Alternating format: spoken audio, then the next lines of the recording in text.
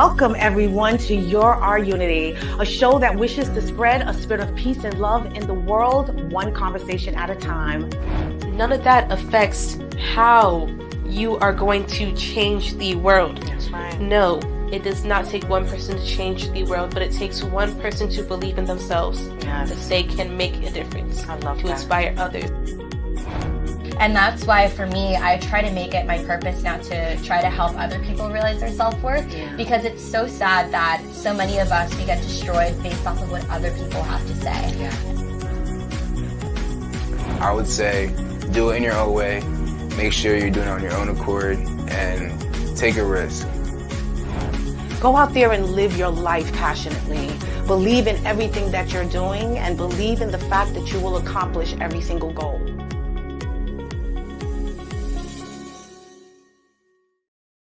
Welcome everyone to Your Our Unity, a show that wishes to spread a spirit of peace and love in the world, one conversation at a time. We want to encourage you to just lift up all those that you have lost, those that are no longer here that you love. Uplift them every single day in your memories and the way that you live your life.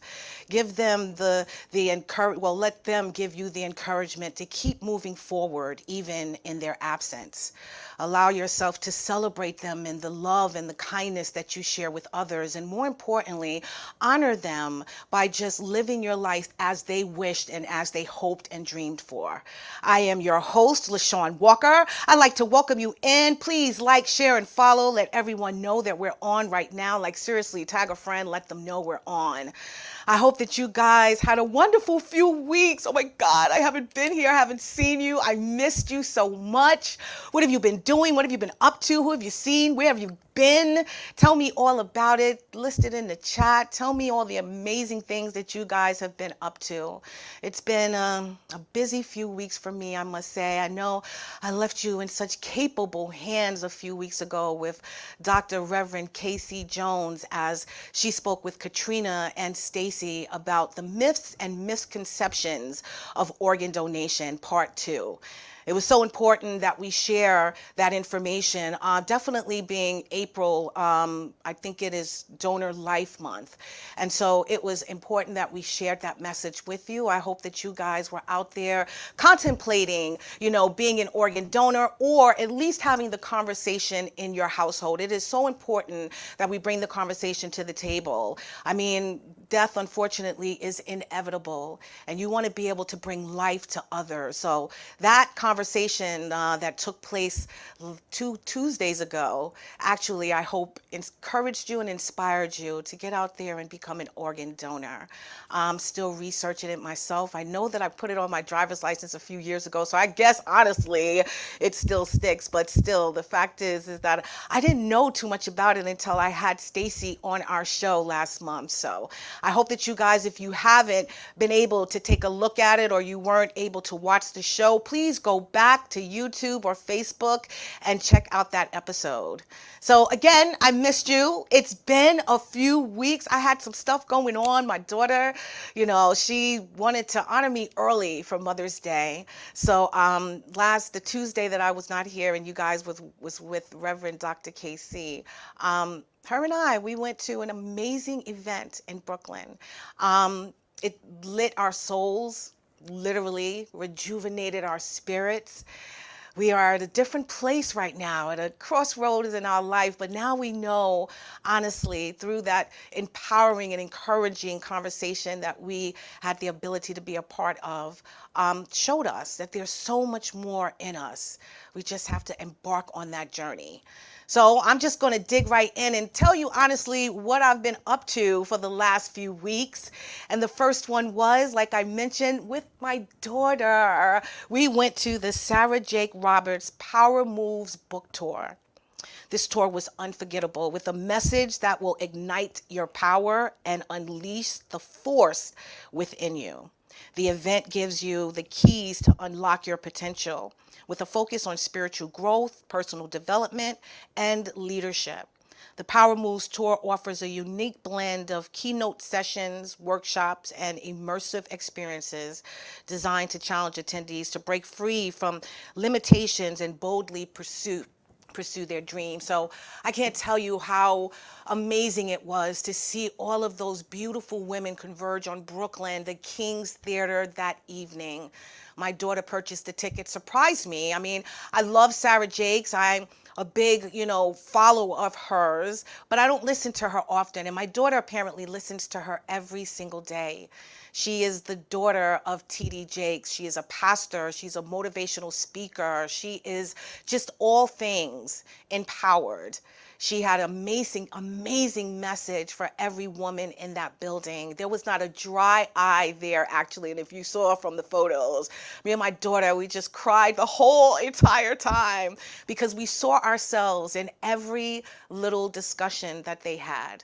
We saw who she's, embarking on becoming and who I've, grown to become, and what we're searching for, and the desires of our heart, the dreams that we wish to fulfill, and how we all have the power to do them if we just ignite all of that fuel, that fire within us.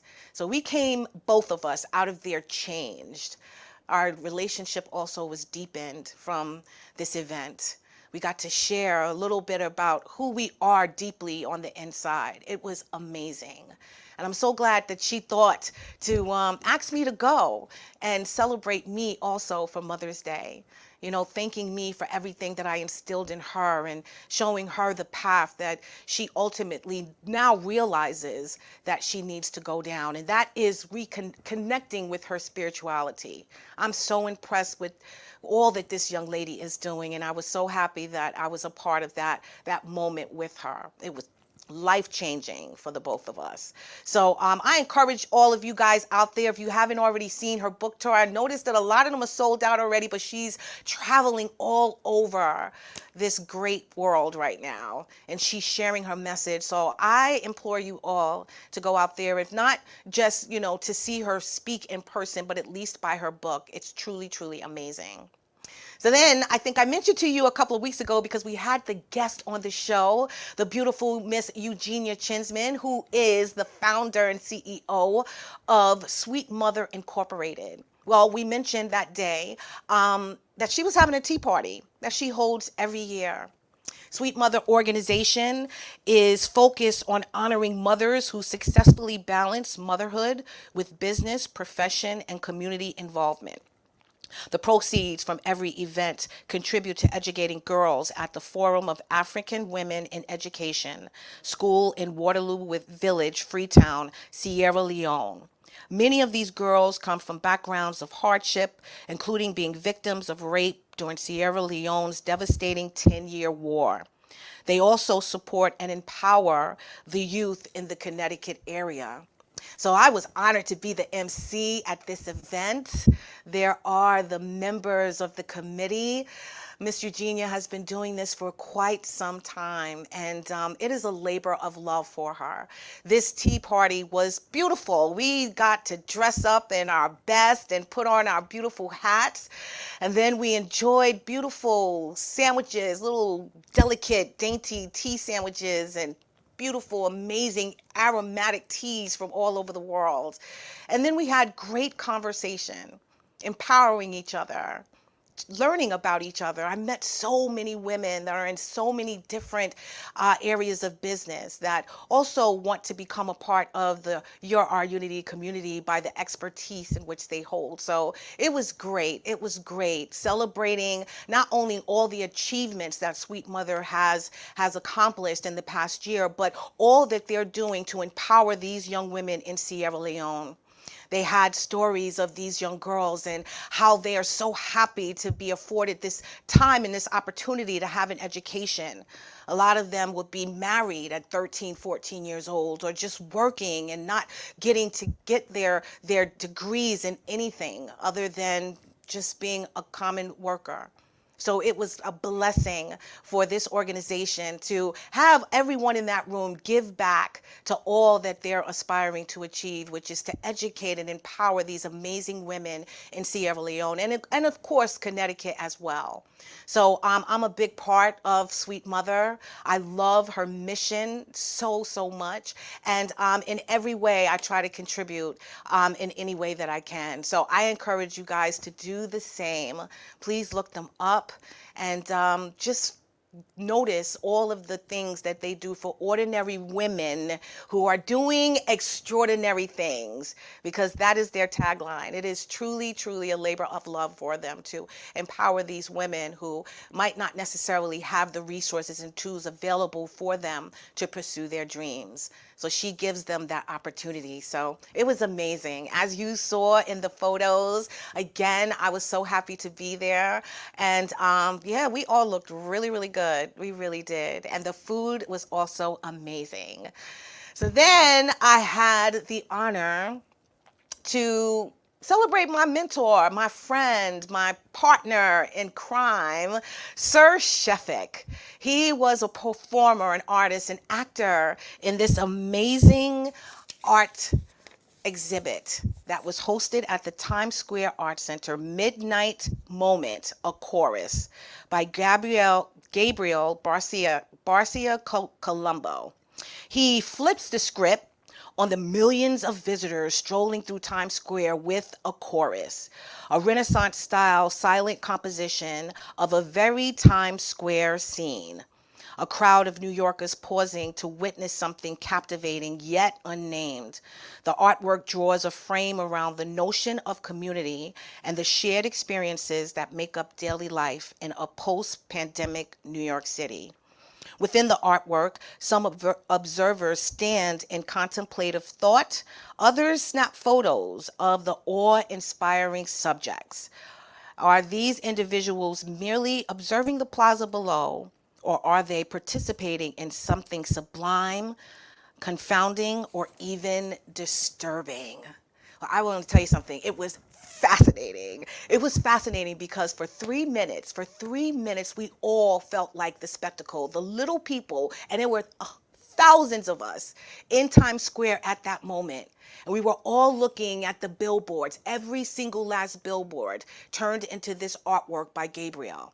And at first, obviously, it's advertisements and promos for the different businesses and the organizations, and you don't pay too much attention to them. They might show some restaurants and burgers and some plays and things like that that's going on in Times Square. But at this moment, for 3 minutes, it was strictly the artwork, the art piece of Gabriel and what he created. And it was a bunch of pictures. If you could just put that picture back up real quick. It was just photos of the artists and actors that were in this performance, and they were looking down on all of us. As I mentioned, in contemplation, I feel in literally judging us. Like I felt like I was in a petri dish, like I was being dissected. And I'm sure everyone in that moment in Times Square felt that way as well. We're usually looking up, we're the tourists, we're the people that kind of, taking over Times Square. We're having fun, we're on dates. It was lit up down there with people. But for that one moment, we seemed like the outsiders. And it was so surreal. It was amazing. But the mission and the reason why he put this together to kind of show the human condition, who we are as a people, especially coming back out into the streets after the pandemic, a time where we weren't even able to be around each other, to stand next to each other, observe each other, figure out who we are, dissect one another, not judging one another, but trying to understand one another. That's what I felt in that moment, being in Times Square, looking at those billboards. It was so amazing. So I understand Sir Sheffic was also on one of those billboards, actually a couple of them.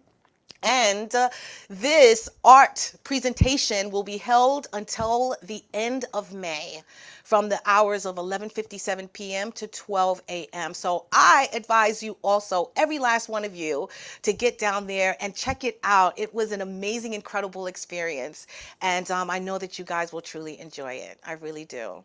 So that's the fun that I had for the last few weeks. So now you understand why I have not been here with you guys. I do, as I say, truly, truly miss you. And I also want to extend a happy belated Mother's Day to all the beautiful mothers out there.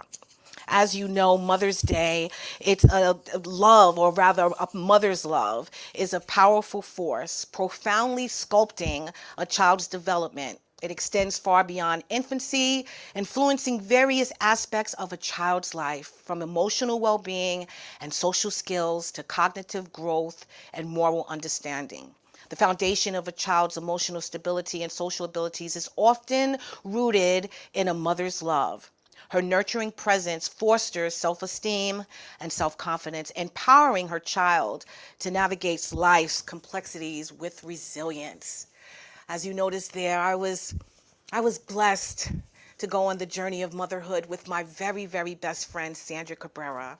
We were pregnant at the same time. I'm not going to mention how many years ago, but it was beautiful to go on that journey, to walk that path with her, for us to lean on each other when we were feeling in fear or doubt, or if we just wanted someone to laugh with and encourage each other. We were there for each other every step of the way. We had already figured out what our children's life was going to be like. We were so ecstatic when we found out we both were having girls. We just knew that they, and which they still are, going to be the very best friends, like we were, for the rest of their lives. Never thought how quickly time, can fade away in those years that we shared growing our children together. We shared in every moment. We took trips together. I was on the phone with that girl for hours. She was my best friend, my business partner. She was my heart, my insides. So every Mother's Day, we used to try to at least share something special with one another.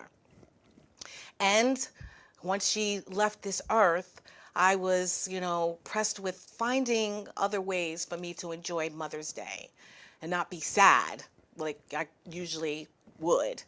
And so I would take trips, I'd go away, I'd do things that, would kind of distract me from the day and just be around fun and friends and entertainment and anything that just could keep my mind off the fact that my best friend, Sandy Cabrera, was no longer here. Just recently, I asked her daughter, I call her my beautiful goddaughter, my niece, my child from another mother. I asked her, what does she usually do on Mother's Day? I don't think I've ever asked her that question. She wishes me Mother's Day every single year. She has such beautiful words to share with me about who I am, but I never question, how is she getting along without her mother? And I recently asked her that question, and what she told me was so beautiful. And I thought it was important that we share her message and what she's doing in order to deal with the challenges of not having her mother here, especially at poignant times like this. How she handles it, how she navigates it, how she fills her heart with the memories of her mother, how she keeps her spirit alive. So we're going to be speaking to my beautiful, beautiful, as I mentioned, goddaughter, niece, my beautiful child from another mother, Diamond Cabrera. And the title of the show is The Power of Her Mother's Love. Diamond Cabrera, a compassionate 27-year-old hailing from Huntington, New York, brings a unique blend of empathy and expertise to her role at Northwell Health's Revenue Cycle Department.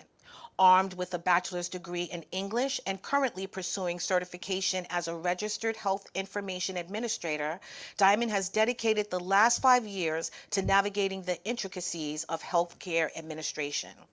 Originally destined for a career in law, Diamond's life took a poignant turn when her mother battled polycystic kidney failure, followed by devastating brain aneurysm in 2015, which tragically, through complications, claimed her life in 2017. It was amidst this profound loss that Diamond discovered her true calling to help others navigate the labyrinth of the medical system and champion exceptional patient care. Though she carries the weight of her mother's absence daily, Diamond finds solace in her mother's enduring spirit, which fuels her unwavering commitment to making a difference in the lives of others. Every day, she channels her grief into action, honoring her mother's memory by advocating for those in need and striving to embody her mother's strength and resilience. In Diamond's eyes, her mother's legacy lives on through her tireless dedication to serving others, a testament to the enduring power of love, perseverance, and the indomitable human spirit. So please help me welcome the beautiful Diamond Cabrera. How are Hi. you?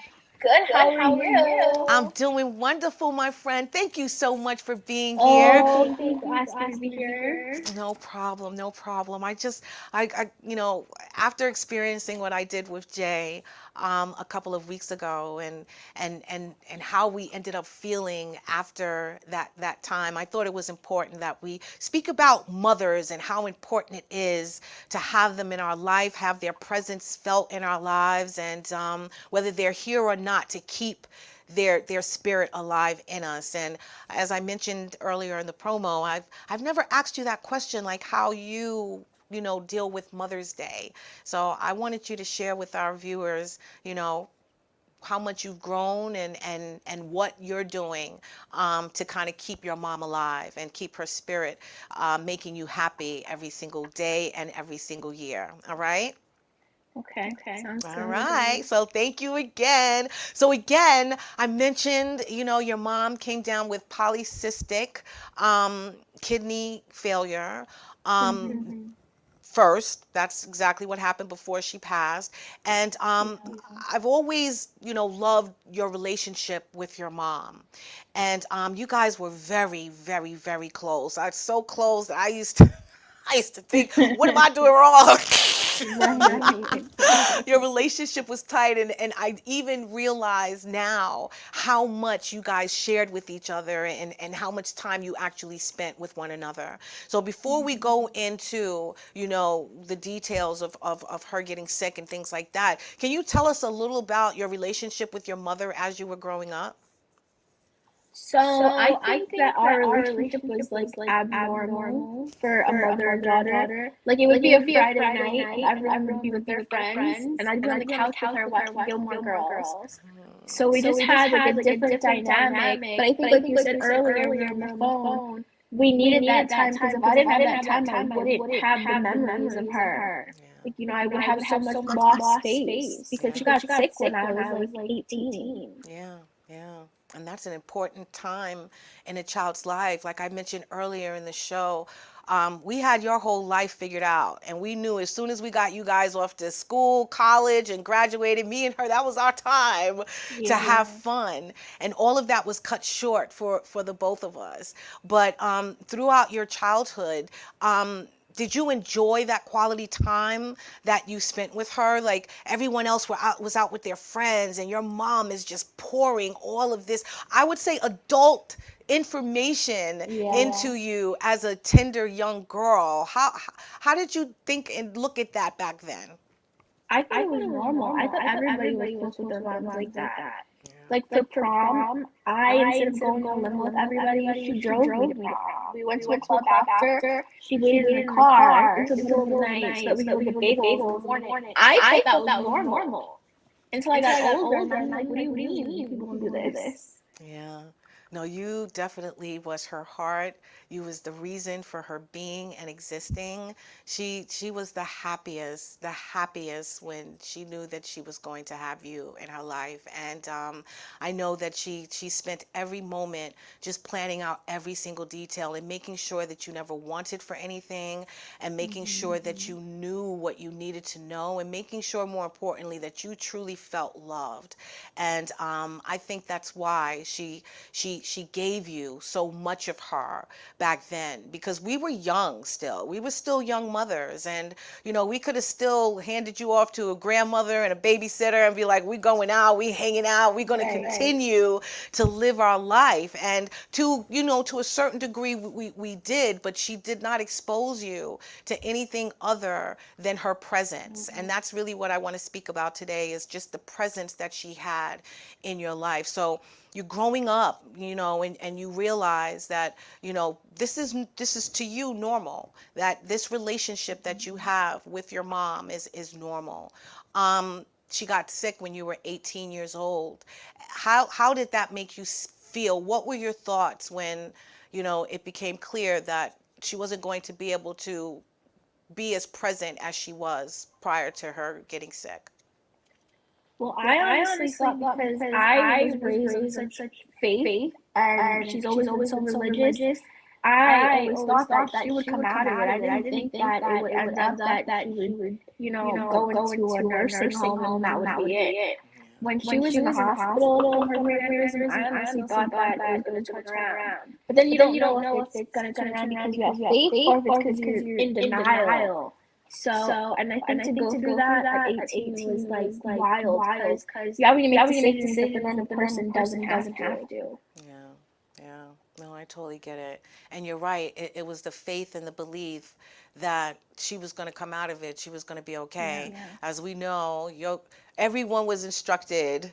If anything ever happens to that beautiful soul, you tell LaShawn last. And I did. I followed instructions closely. She knew how emotional and sensitive I was, and she knew that even though I'm a very faith-filled person, that I can worry, and I know that she did not want me to do that prematurely, but I don't know, when I found out that she got sick, if you remember, I don't know, I was unfazed. I'm like, listen to me. I'm the part, so you cannot. You were like, okay, it's gonna be fine. Don't worry. I listened to your instructions, and I guess, honestly, I knew what your mother was going through, but I still had hope, and I never believed that we would ever be without her. I really, really didn't. No. And so I think I was naive in a way. She would speak to me in trying to prepare me, for whatever. And I just didn't want to hear it. I would ignore her but still take in the jewels that she was trying to leave me, and take in the love and the information that she was trying to share with me. I think it was even more importantly for me to listen to her. And I did. I just, had conversations with her that I was no longer about, how are you feeling and what is the doctor saying and, what's going on. Like, I wanted her to enjoy, her life now and the relationship that we already had. So how was that for you? I know it's a huge transition now. She first went through the kidney failure. She got a kidney from her brother, thank God, but she was still battling the illness. How did your relationship change, or your feeling towards your relationship grow or change during that time? I think when she got sick after her kidney, I was more protective of her. Like, if people would ask her to do certain things or go somewhere, I'd be like, you're not doing it. She'd be like, but who are you? And I'd be like, I don't care. I got a lot more protective. Like, we kind of switched roles because she was always so protective over me. But, seeing her sick and then trying to be like, are you okay? And she's like, I'm fine. Like, she never wanted to be vulnerable. She never wanted you to know that she was not feeling good. But you could tell that she wasn't 100%. So I think I got more overprotective of her, and I got to see more of like who was there for her and who really wasn't for her. Right. Yeah. So it was really an eye opener An for you as eye-opener. well. Yeah. Especially, with the relationships and the people that were around her, when she was alive and well, So I totally get that. So what about you? How did you personally change? Having to kind of grow up rather quickly. You said you were 18 years old. The very, very pivotal time in a young lady's life. You're trying to navigate, graduating from high school and embarking on this new journey of adulthood. What was going on in your mind at that time? I think more so it wasn't when she actually her aneurysm ruptured. That's when things started to change. When I was in college, I still had her. She would drive me back and forth to Nassau County, to Huntington every single day. Wow. She would wait around my breaks. Like, I'm so thankful for that. Back then, I'm like, how am I gonna meet anybody? Like, I'm in college, how am I gonna live my life? But now I think about all the time. Thank God. But I think once her aneurysm ruptured and you have to kind of like decide things for her because you can't decide things, or she doesn't have a voice and you now have to be her voice. I think I used to be so timid growing up and so like shy, but it kind of makes you have to like find a voice and be able to advocate for people. Like, I think now in my adulthood, I like to advocate for like the weaker person. But I think it's because of that. Yeah. No, it's definite. It definitely Yeah, you've yeah. developed that, desire and that need to advocate for others because of that experience. But I'm glad that she was even until your adulthood, well, in growing into this amazing adult, that she was very, still very present and taking you even in college, taking you to Oh school and no. picking you up. It's those moments that are so important and are so precious that you can't buy those things. So I'm so glad that literally until she could no longer, effectively be around you in that capacity, that she did it regardless of how old or how big you got, whether you wanted to be out there with your friends or try to find a man, whatever the case may be. She still knew that she had to spend those precious moments with you. So tell me a little about that. You mentioned, that unfortunately, Sandy passed away from complications from the brain aneurysm, and now you have to figure out this great big world without your mother. What was that like initially? Because I know that it was hard, first to admit that she's gone, but now to admit now it's just you. How was that process? I think that it's like mixture of different things. You go through like having to like it's like rebirth almost. Like you have to learn life all over again. Like things that are normal are not normal. Like you have to figure out what you're having for dinner. Like you have to figure everything out because it was always me and her. And then you go through guilt. You go through a lot of emotions because it's like, well, could I have maybe been there more, or instead of going to school, could I have taken a break? Like you go through every emotion. You go through a lot of denial because you don't think it's really happening, and then you feel crazy for feeling like that. You go through a lot. You go through. I went through a lot of where I didn't want to be around the people that we would always be around because I would feel her absence. Like I know what you and Jay for a while, I used to be like, oh, because it would be the four of us. So when it was the three of us, it was hard. Yeah. Or like for family things, it was hard because in our family she was always our glue. Yeah. So it was like our whole family kind of was just different. So you go through a lot of adjusting. I mean, even now I have to like tell myself like you're not gonna see her again. Yeah, yeah. No, I do the same thing. I think I tell you that I just feel like I just haven't seen her lately, I'm Right. trying to just keep her alive every day and the things that I do and speaking to her, speaking with you, looking at you, you remind me of her so much. So it's those things that comfort me, in those times of loss. But I totally get what you're saying. You go through a lot. So, you're now you out of college and you're learning how to be this independent adult. What do you think that the most important thing that your mother taught you, in sort of transitioning, on that road? I think the biggest thing is that her faith.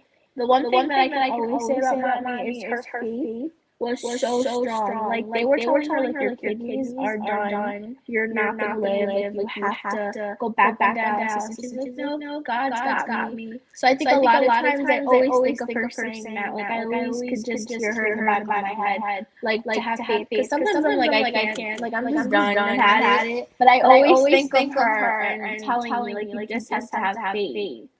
Yeah, yeah, no, Like that is her so favorite hat that she used to wear said faith on it. Yep, exactly. Which, Uh-huh. by Her the way, if you password used to guys, be faith 914. thank you. Yes. And any of you guys want to see it, you go to Sand Walker Faith on Facebook and you will see LaShawn Walker, Sandy with that hat on my page. Oh my God. Yeah, no, that was her biggest thing. She believed and she believed and she believed that any and all things that she prayed for was going to work itself out. So in many, many ways, it really, really did. So you know that you were the love of her life. You truly, truly was. And she instilled so much in you for you to just be prepared for the life after her. You know what I mean? Like the information, the knowledge knowledge, the wisdom, the love that she put into you could last a lifetime. For people that are with their children for decades, I'm sure she poured all of that into you in that short span of time.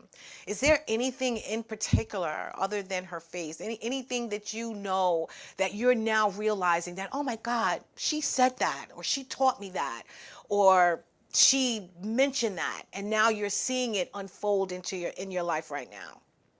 Well, I was just telling my boss actually the other day, when I was younger, she used to put me in all these SAT classes. She'd make me do all these SAT workbooks. And she'd be like, you're not leaving this house until you have 20 questions done. And they have to be right. And I used to be like, but you're ruining my life. Like all these people are outside. I gotta get up at 8 o'clock in the morning, go to SAT class, and I'm doing a workbook. But now at work, I'm like, okay, let me just finish this pile, and then I can go take a lunch break. Like the way she was is how I am in adulthood. Yeah. And you see how that's serving you? Isn't it crazy? I'm like, Yes, wow, exactly. right. An excellent employee at as well. And that's what I want to dig And she into. would be like, see? She would be so like, What did I tell you? You know what I mean? You see right. what she was trying to teach you. That is amazing. Like, get your work done first and you can play later. I love that. Well, speaking of which, you are now in the healthcare system. Let me tell you, when you were younger, Jadeja was going to be a forensic scientist and you were going to be a lawyer. Somehow y'all were going to work in the legal system together. I don't know, maybe Cagney and Lacey. Watch that too. Go to YouTube's old show. But she literally thought that you were on the path to being a lawyer.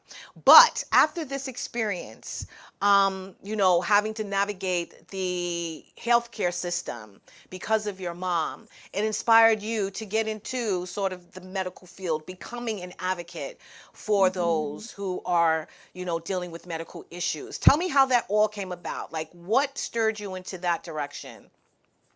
Well, I was always like, I'm gonna be a lawyer, I'm gonna be in court. But then when I was in school, I was like, I don't think I could do like trials because they're telling me I'm too opinionated, that I have an accent. So then I figured if I could combine the two, then I would be just amazing. Right. So now I'm doing basically like HIPAA, making sure everything's compliant and stuff like that. So it's kind of like the combo platter of what I was planning on doing. Wow, that's amazing. Well, tell me, what specific moments or memories from your childhood stand out as examples now, of your mother's presence while you're now moving forward in this new direction? I think most of it is like just me and her together. Like I always think about when something like crazy would happen, or if we were just aggravated at each other. She'd be like, we have to go get pizza. And those would say like, why are we don't like each other right now? Why are we in a car going to get pizza? But now those are the moments I look at the most. Like I treasure that. Like that's where I got all my music from. Where she would just blast Mary J. And now that's when I'm getting like irritated or upset. That's all I blast. Yeah, no. So I treasure those kinds of moments. I mean, we've done everything under the sun together. I had a great childhood. I had so much fun with her. Anything I never wanted for anything. I never felt like I was missing out on anything. Like I'm very blessed to have her as a mom. No, you really, really were, my friend. Really, she did everything for just the happiness and the joy of you. And you can see it. I am so proud of the woman that you are becoming, Diamond. I know it was not easy. After she passed away, it was quite hard for you not only to figure out who you are now in her absence, but also to figure out the world at large, how to become this independent person, how to be a critical thinker and figure out how to, manage a household and things of that nature. Tell me a little about that experience, like sort of, trying to figure those things out without her being around. Well, now having my own apartment, it's a lot different. Like I'm constantly cleaning. I'm like instead of getting excited about like things 27-year-olds get excited about, I'm like, oh my god, let me get different flavor fabuloso. Like it's so different. I'm telling you, it's so different. Like someone comes over, I'm like, girl, take you up, like. It's different from part. Let me tell you. You're I'm so much telling more you. conscientious about things that you didn't even care about back then, right? I'm like I'm saying, OMG. oh my God, Like even I got down. a new toilet paper holder and I was showing everybody at work. I'm like, isn't this adorable? Who are you? I don't know either. If my bed is made, I'm getting upset. Oh my It's God. That's crazy. amazing. That's because you are adulting and everything that she Yeah. put in you, that's what she taught you to be that responsible young lady. And even though she left you before, because she was still doing all of these things for you before she passed. So I know it was difficult adapting to it, but you figured it out. And was it the faith? Tell me, you know, in I think figuring it once out. you're just thrown in, you have no choice. Like sink or swim. Like Yeah. there's been a few times I've called you. I'm like, I'm done. This is it. I am done. You're like, okay, you could feel that way today. And I'm like, really? I So don't I know think what. like sink or swim. I really think that's how it is. You have no choice. Yeah, no, I get that. I totally get that. Well, I know that you do miss the many, many things about her, but on Mother's Day, knowing that that was a day that she loved sharing with you, what is the thing that you miss most about her? On Mother's Day, I was thinking, like, I miss the most about her is when she would, and it's so weird, but when she would go take a shower, you could smell, like, her lavender lotion, and you could smell her Chanel, and I miss her scent. Like, I miss her smell, and then I miss her laugh. I miss just hearing her. I never in my life thought I would miss her singing because I used to be like, you're so annoying. But I miss the quirkiness of her. Yeah. Like I miss that she could turn anything into a positive. I miss like her energy was just different. And back then I didn't appreciate it. And I was like, you're so annoying. But now I would give anything to have just her laugh again.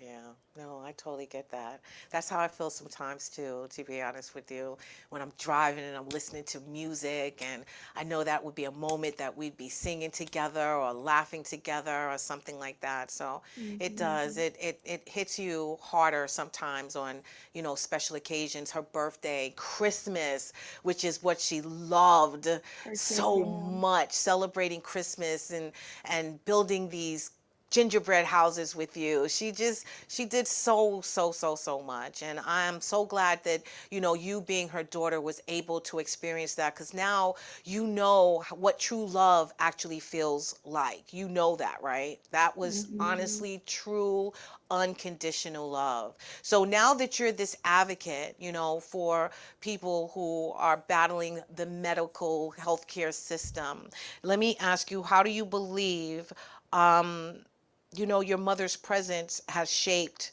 yourself, who you are today personally and professionally? I think professionally, it's the same thing. Like I just advocate for people that can't speak for themselves. Like I think going through it and experiencing feeling frustrated with like a hospital or like a health facility and feeling like your voice isn't heard.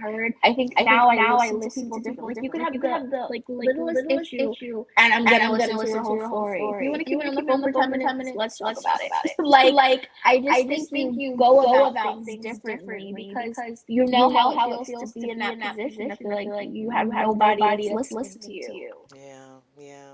How is that? I mean, working and being that advocate, knowing that, where you work and the business that you work for, which is medical healthcare, should be wanting to assist these clients. How are you, utilizing the information that you have to actually help these people, other than just letting them talk to you? Are you actually taking it to the next level?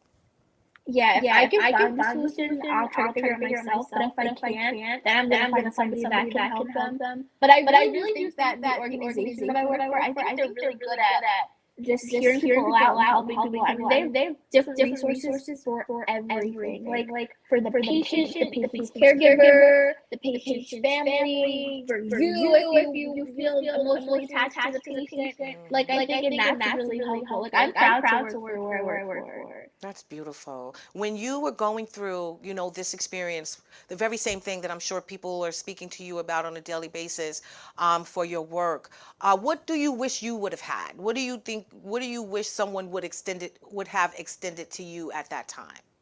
I think more sympathy. Like I think sometimes you feel like just a number with stuff like that. Like I know when she was in like the nursing home that she was in, like I just felt like she was just a statistic. And I felt like she wasn't like taking care of like this could be your mother too. Like that aggravated me a lot. Yeah. So I think that's why I am the way I am, because I think like this was my mother. Yeah. Yeah, no, I totally get it. And I see the heart in you when you tell me the stories, not being too specific on, the cases, Well, but no. yeah, exactly. Let's little disclaimer. She's not being specific. I don't get names, but just knowing, the situations that you kind of have to listen to. It breaks my heart to even hear that so many people, go through these challenges. How has that empowered you or made you feel as their advocate, like, providing this hope to them? Do you think that you're living out what your real ultimate dream for you was? Yeah, because she like, if you would be a garbage man, be a garbage man, but be the best garbage man you could be. So I think at this point, yeah, like in the beginning, I used to say self, like you're getting too emotionally invested in these people. But I think now at this point, I think that I've definitely grown a lot. Yeah, you have. In what ways have you grown? Honestly, you're now living on your own, Diamond. You've broken free of sort of the past, those memories, and I feel that you're living the life that she's dreamed for you. I really do. I feel like this is the moment now that everything that she instilled in you, you're able to live it in its fullness. So tell me, about that feeling in itself, but how much you think you've grown from, the time that you lost her. Like I think now I'm more rational. I think my decision making is better. I think I see things differently. I think that before you feel like you just have so much time, and I think I learned life is so short. You don't know what can happen tomorrow. I mean, we were eating Borelli's. Next thing I knew, we were 49 years ruptured. So I think it just changes you as a person. It just makes you look at life different. Yeah, no, it really, really do. I'm glad that you didn't allow it to keep you stuck. A lot of people with the different things that you had to endure and the lack of support that you had for the most part, would allow someone to just fall into the throes of depression and sadness and not wanting to take care of themselves. But you always, to me, tried to seek out a better way. You might have been feeling the sadness and going through the depression, but you weren't going to let it keep you down. Tell me what motivated you to keep going. I think because I had no choice. Like there was no other way. Like you just have to keep it going. And then I'm like, mommy always used to say, you have to make it in this world. If you make it, then I made it. So I'm like, all of this that we went through for me to just plummet. Like I can't let that happen. I can't because he would not be happy with that. Oh my God, you are so ready. She would be very, very upset. Yes, all that she sacrificed for you. So that's another thing. Like you live your life keeping her spirit alive in you daily. Tell me the way that you're doing that, other Well, I than try to like really professional keep work. her alive. Like on her birthdays, I try to get her peoples together. Even like we used to do when her kidney day was, like things like that. But I think just trying to keep her memory alive, and even like just listening to the music she likes to listen to, stuff like that. Yeah, yeah, that's beautiful. How do you keep her alive in the things that you do? I have pictures of her all over my apartment now. Okay, Really? she's my background on my phone and my computer. And I talk about her now. Before, I wasn't able to talk about her in the past tense. Like, it took me a while to even tell people, like my coworkers, like, yeah, like I'm a motherless child right now. Like, it just was weird. Like, I could not say it. Now I could talk about her freely and share. Oh, wow. Really? I Yeah, didn't before I realize wasn't able that. to talk about her in the past tense. Like, it Yes. would really bother me. Like, I would have to talk about her, like, presently. Yeah, no, I totally get that. I totally get that to make you feel comforted and believe that she's still with you. But Hmm. yeah, oh my God, that is amazing. Well, as I mentioned, yes, I am so taken back with just the full growth of you. What are you most proud of, that you've accomplished thus far? And knowing that she would be probably just overwhelmed and thrilled with what you've done. I think having a career. I am so lucky that I have a really good boss. I'm very lucky for my bosses. They believe in me in ways that I don't believe in me. Like, they throw me into the fire, kind of like she used to. And I feel like because of them, I'm able to have a career now. Because if it wasn't for them, I don't know where I would be working or what I would be doing. But I'm very lucky to have them. I mean, even I was trying to hang a mirror up. My boss was like, "I'll bring my mounter tomorrow," and I was like, "It's okay." Like, don't worry. But they're just good people. Like, I think just being able to grow in my career is like one of my biggest accomplishments. Yeah, I love that. And I love the path that you're on actually. And what, brought you there? What can you tell me a moment in particular or a particular moment rather that maybe dealing with someone at your job, maybe a coworker or a patient or someone like that you felt your mother's present, that she's happy with what you're doing, like she's in the room in the moment with you. You ever had Well, anything like that? I have this one coworker that I'm really close with. She's a little older than me. I call her, she's like my adopted grandma. I love her so much. And I think that she reminds me like of little things with mommy. Like, she'll teach me about plants. Or Oh, like, I live next to the park now, and mom used to go watch the swans and like check their eggs. I don't know why, but she's always like, let's go look at the swans. She'll text me on like pivotal days. Like, she'll text me on my mom's birthday. She'll text me on I woke up and she was like, "I'm thinking of you." So I think things like that, like, I see mommy and like she'll teach me about plants, and that was like mommy's thing. yeah. So I think That's things like that. that is so so sweet. So I you tell do you everybody, like, she's my adopted grandma. I adopted her. She's mine. and this is a coworker. You see? Yes. Yes. Yes, you see angels all around us, my friend, and an older woman too, that Hmm. you can connect with, because I know that's hard sometimes as well, is to build relationships with people who are older than you. But I'm sure she's extending, a little bit of who your mother was to you when she was here. So tell me about, just your plans moving forward now. I mean, you said now you're able to actually speak about your mom in the past tense. And I know that you're a huge advocate for those who don't have a voice in the healthcare system. But what is your ultimate goal, for your life and for keeping your mom's presence and spirit alive in this world?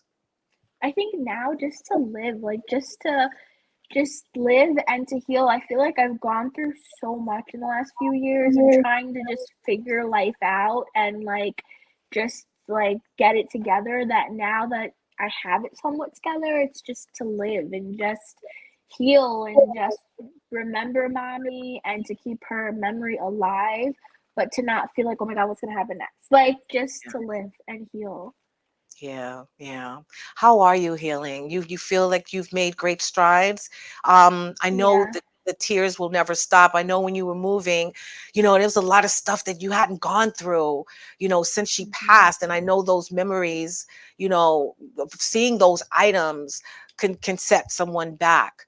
How was that moment, and what have you gained from going through, her past in the I last think couple going through months? her stuff, like, I have never laid in bed and like not gotten up and just cried. Like, all the time I was just like, okay, you just gotta get through this. You just gotta get through this. Because if you don't, like, you don't have your mom anymore. But I think going through her stuff, like, that took me out. Like, I was hysterical for a good 2 days. Like, I was like, I can't do it. You were like, what boxes did you get together? I'm like, nothing. And I'm not gonna, like, I was just, but I think I needed that. Like, I needed those days to just grieve. Like I never grieved her the Yeah. right way. Like I've never sat there and just grieved. So I think that helped. And I honestly think that, and I was so against moving, and I was like, I'm never gonna feel, I'm not. But I think moving has helped me a lot. Like I feel different. Like I feel just as a person lighter. Like my soul is lighter. Like I think leaving where we were last together, I think has changed a lot for me because it's a whole new environment. But it's also like I don't like I could sleep with the lights off now. Like I don't get nervous. Like I'm not paranoid. Like I'm not like, oh my god. Because I used to think like, oh my god, the last time I slept with the lights off was when she was getting taken out from the ambulance Right. when her aneurysm ruptured. So I think Right. now like moving definitely like has helped me a lot. And I was like, if I move, I'm gonna forget her. And you're like, no, no, she's with you. But I think even having her pictures everywhere now in my apartment is just a different vibe because I took her to what I built. Like it's no Yes. longer what I'm trying to fix. It's you're coming with me when I'm building now. Yes, I love that. I love that. You're no longer attached to the trauma, in this new space that you're in. And I Exactly. think that is amazing. Again, you really, really, really are turning to that beautiful, amazing, smart, intelligent, and hardworking young lady that she was creating and she was growing and nurturing. And I want to know, for others, young ladies and gentlemen who lost their moms at a young age and even older, do you have any advice for us? I know you're still young and you're still going through the process, but is there anything that you think, especially in this new direction, this turnaround that you were able to make, what you could share, what you think we should do or can do? I think basically there's just always a light at the end of the tunnel. Like I think that sometimes it feels like it'll never get better and like you feel like how can you like live without your mom? Because I used to be like if anything ever happens to my mom, I'm gonna like I don't know how I'm gonna make it. But I feel really blessed that I have a village that I have because I know not everybody has that. Like I know people don't have people that will come and be like, okay, I'm gonna help you move or I'm gonna do this, or I'm gonna do that. Like I feel really blessed that I have the village that I have. And I don't take that for granted ever. Like I'm really blessed for that. Yeah. But I think that people just need to know there's a light at the end of the tunnel. Like I know sometimes it feels like there's no end. And there's days where I'm like, I'll never be okay again. When I won't ever be who I was before with her. But now I just have to learn the person I am without her. Yeah, I love that, Diamond. Well, you're becoming an amazing woman without your mom. I thank you so, so, so, so much for being here and just sharing your story. I know I wanted to get you here before and you just weren't ready. And to know that you're blossoming into this person that is ready to share and tell her story, I think is remarkable. So, yes, thank you so much for sharing your beautiful connection and the presence of your beautiful mother, Sandra Cabrera, who I love, my heart, my life, my friend, my business partner. I want to put your information up, just a beautiful picture of you guys, real quick. Is there anything else you would like to share before we go into the Dare to Be You? No, thank you for being you. That's it. Thank you. Oh, thank you, Diamond. I am always there for you I when. wouldn't be I wouldn't be here without you either, girl. Oh, thank you, girl. I appreciate it. Well, don't go anywhere. We're going to get real quick to the Dare to Be You. And it is: a mother's presence is the silent architect of a child's world, shaping their character, guiding their steps, and nurturing their soul. It transcends time and space, weaving a tapestry of love and strength that sustains and empowers them throughout life's journey. Mothers, let's make a conscious commitment to be present in every moment with our child. Put down your distractions, silence your worries, and embrace the beauty of the present moment. Engage in meaningful conversations, share laughter and tears, and create cherished moments that will last a lifetime.